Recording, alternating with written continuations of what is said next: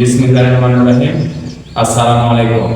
সুপ্রিয় শিক্ষার্থী বন্ধুরা, আজকে আমি নবম দশম শ্রেণীর রসায়ন বইয়ের দ্বিতীয় অধ্যায় পদার্থের অবস্থা, এই অধ্যায় থেকে পদার্থের তাপীয় রেখা সম্পর্কে বিস্তারিত আলোচনা করব। তো বন্ধুরা, আমরা জানি কোনো কঠিন পদার্থকে যদি আমরা তাপ প্রদান করি তাহলে সেই কঠিন পদার্থটি তরল পদার্থে পরিণত হয়। আবার তরলকেও যদি আমরা পুনরায় তাপ প্রদান করতেই থাকি তাহলে তরলের তাপমাত্রা বৃদ্ধি পেতে পেতে একসময় সেই তরল পদার্থটি বায়বীয় বা গ্যাস পদার্থে পরিণত হয়। তো এই বিষয়টি জানার জন্য আমরা যে কোনো একটি কঠিন পদার্থ নিব, তারপরে তার তাপীয় রেখা আমরা আলোচনা করব।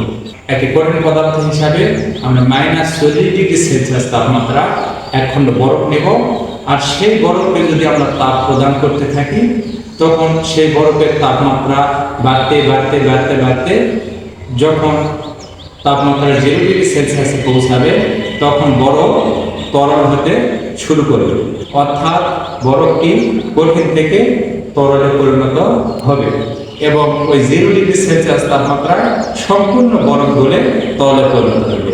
তারপরে এই বরফ গলা তরলের তাপমাত্রা যদি আমরা বৃদ্ধি করতে থাকি তাহলে যখন তাপমাত্রা 100°C পৌঁছাবে তখন সেই বরফ গলা তরল সম্পূর্ণরূপে জলীয় বাষ্প বা গ্যাসীয় পদার্থে পরিণত হবে এবং তারপরে গ্যাসের তাপমাত্রা যদি বৃদ্ধি করি তো গ্যাসের তাপমাত্রা বাড়তে থাকবে।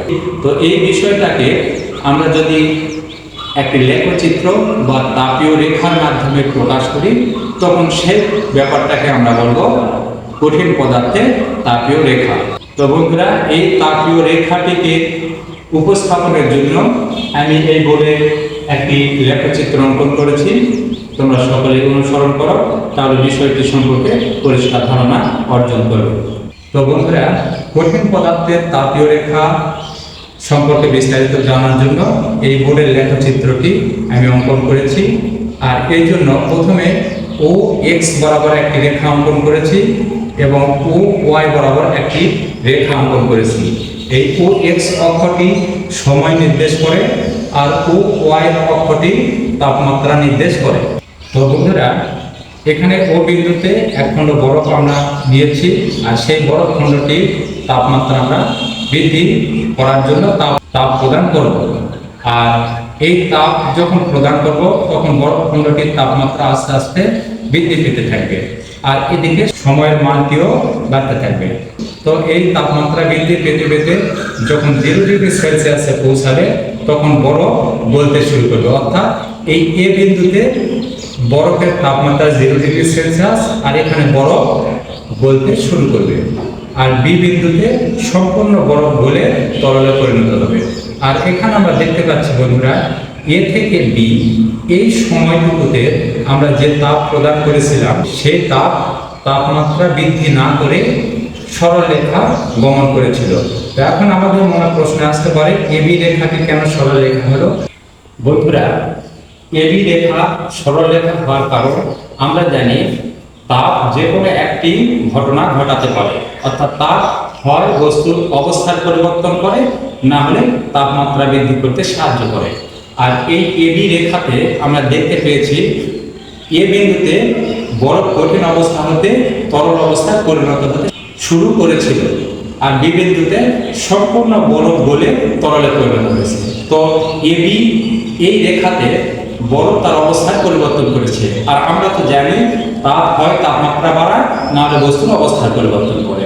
তো এখানে AB এই অবস্থায় সম্পূর্ণরূপে তাপ বস্তুর অবস্থার পরিবর্তন করতে সাহায্য করেছে, তাই AB রেখাটি সরলরেখা হয়েছে। আর এ সময়ে বস্তুটি যে তাপ গ্রহণ করেছে সেই তাপকে বলবো আমরা সুপ্ত তাপ। তো আমরা তাহলে বুঝতে পারলাম সুপ্ত তাপ কি।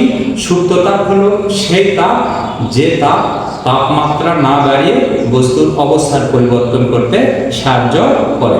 আশা করি বিষয়টি তোমরা বুঝতে পেরেছো। তো বন্ধুরা, B বিন্দুতে সম্পূর্ণ বরফ গলে তরলে পরিণত হয়েছে।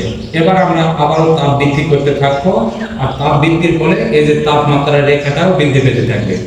তাপমাত্রা রেখা বৃদ্ধি পেতে পেতে যখন তাপমাত্রা বৃদ্ধি পেয়ে 100°C হবে, তখন এই বরফ গলা তরল জলীয় বাষ্পে পরিণত হতে শুরু করবে।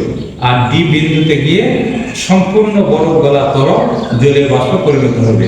তো বন্ধুরা, পূর্বের ন্যায় আমরা দেখেছি সি এবং ডি এই রেখাটিও সরলরেখা হয়েছে, অর্থাৎ এখানে তাপমাত্রা কোনো পরিবর্তন হয়নি। বন্ধুরা, এবি রেখা যেরকম সুপ্ত তাপ গ্রহণ করে কঠিন পদার্থ তরলে পরিণত হয়েছে, ঠিক তেমনি সিডি রেখায়ও বরফ গলা তরল সুপ্ত তাপ গ্রহণ করে তার অবস্থার পরিবর্তন ঘটিয়েছে। অর্থাৎ এ সময় যে তাপটা আমরা প্রয়োগ করেছিলাম সেই তাপ গ্রহণ করে বরফ গলা তরল তার অবস্থার পরিবর্তন করে জলীয় বাষ্প বা গ্যাসীয় অবস্থার পরিবর্তন হয়েছে। আর এই সময় সুপ্ত তাপ গ্রহণ করে বস্তুর অবস্থার পরিবর্তন করেছে। আর এই সময়ের যে তাপটা, সেই তাপকে আমরা বলবো স্ফুটনের সুপ্ত তাপ। যেমন আমরা এবি এই রেখায় যে সুপ্ত তাপ গ্রহণ করেছিল সেই তাপকে আমরা বলতে পারি গলনের সুপ্ত তাপ। ঠিক তেমনি সিডি অবস্থায় তরল অবস্থা থেকে গ্যাসীয় অবস্থায় রূপান্তরিত হতে যে তাপ গ্রহণ করেছিল সেই তাপকে আমরা বলবো স্ফুটনের সুপ্ত তাপ। আশা করি বিষয়টি তোমরা বুঝতে পেরেছো। তো বন্ধুরা, সিডি এই রেখাটি এই বরফ গলা তরলের স্ফুটনাঙ্ক নির্দেশ করে, অর্থাৎ বরফ গলা তরলের স্ফুটনাঙ্ক 100°C। ঠিক তেমনি এবি রেখাও বরফের গলনাঙ্ক নির্দেশ করে, আর সেই গলনাঙ্ক হচ্ছে 0°C। তো বন্ধুরা, এখানে ডি বিন্দুতে সম্পূর্ণ বরফ গলে জলীয় বাষ্প পরিণত হয়েছে। আর ডি এই অবস্থাকে আমরা বলবো জলীয় বাষ্প বা গ্যাসীয় অবস্থা। এই অবস্থায় আবার যদি তাপমাত্রা আমরা বাড়াই তাহলে তাপমাত্রা বৃদ্ধি পেতে থাকবে। শিক্ষার্থী বন্ধুরা, আজকে এই গ্রাফ থেকে আমরা বুঝতে পারলাম যে আমরা যদি কোনো কঠিন পদার্থকে তাপ প্রদান করি তাহলে সেই কঠিন পদার্থের তাপমাত্রা বৃদ্ধি পেতে পেতে এক সময় যখন তার তাপমাত্রা গলনাঙ্কে পৌঁছায় তখন পদার্থটি গলতে শুরু করে। আর এই পদার্থটি গলতে কিছু সময় নেয়। এই সময় তাপমাত্রা পরিবর্তন হয় না। ওই সময় বস্তুটি যে তাপ গ্রহণ করে সেই তাপকে আমরা বলবো গলনের সুপ্ত তাপ। আবার সমস্ত কঠিন পদার্থ তরলে পরিণত হওয়ার পরে আবার তাপমাত্রা বাড়াতে থাকলে তরলের তাপমাত্রা বৃদ্ধি পেতে থাকে। আর ওই তরলের তাপমাত্রা বাড়তে বাড়তে বাড়তে বাড়তে যখন তাপমাত্রা স্ফুটনাঙ্কে পৌঁছায় তখন ওই তরল পদার্থটি বাষ্পীয় বা জলীয় বাষ্প বা গ্যাসীয় অবস্থায় রূপান্তর হতে শুরু করে। আর সম্পূর্ণ তরল পদার্থটি বাষ্পে রূপান্তরিত হতে কিছু সময় নেয়। আর এই সময় বস্তুটির তাপমাত্রা পরিবর্তন হয় না। এই সময় যে তাপ প্রদান করা হয় সম্পূর্ণ তাপ গ্রহণ করে বস্তুটি তার অবস্থার পরিবর্তন করে, অর্থাৎ তরল অবস্থা থেকে সে গ্যাসীয় অবস্থার পরিবর্তন হয়। আর এই সময় যে তাপ গ্রহণ করে বস্তুটি সেই তাপকে আমরা বলি স্ফুটনের সুপ্ত তাপ। তারপরে সম্পূর্ণ পদার্থ যখন জলীয় বাষ্পে পরিণত হয় তারপর আবার তাপমাত্রা যদি আমরা বৃদ্ধি করতে থাকি তাহলে বস্তুটির তাপমাত্রা আবারও বাড়তে থাকে। তো এই ছিল কঠিন পদার্থের মধ্যে একটি কঠিন পদার্থ বরফের তাপীয় রেখা।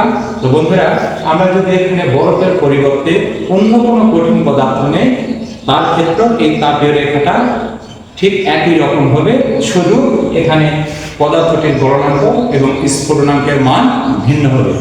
আশা করি তোমরা সকলে বিষয়টি বুঝতে পেরেছ। তো বন্ধুরা, আজকে এ পর্যন্তই। দেখা হবে পরবর্তী কোনো ক্লাসে নতুন কোনো বিষয় নিয়ে। তো আপনারা সকলে ভালো থাকবেন। আল্লাহ হাফেজ।